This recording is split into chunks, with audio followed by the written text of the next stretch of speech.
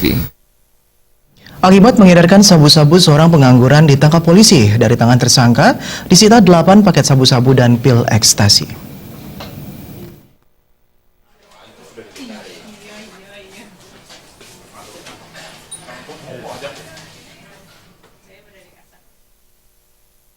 Jajaran Satuan Reserse Narkoba Polresta Denpasar menangkap KB yang tinggal di Jalan Lembu Sora.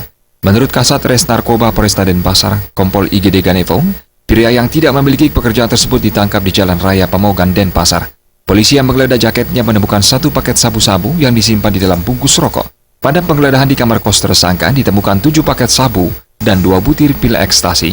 Polisi juga menyita timbangan elektronik dan plastik klip.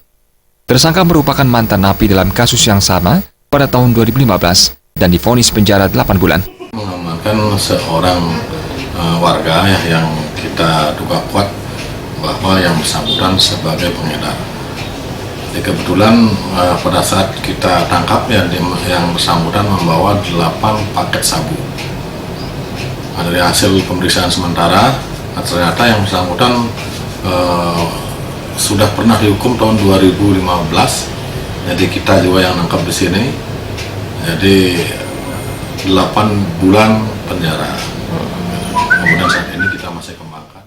Menurut pengakuan tersangka, barang terlarang tersebut didapat dari seseorang yang hanya berkomunikasi dengannya melalui handphone. Untuk sekali mengantarkan paket sabu-sabu, tersangka mengaku menerima upah Rp50.000. Alasan mengedarkan dan mengkonsumsi narkoba adalah menambah stamina dalam berjudi. Sementara tersangka saat ini masih berstatus wajib lapor di Direktorat Narkoba Polda Bali atas kepemilikan 0,78 gram sabu.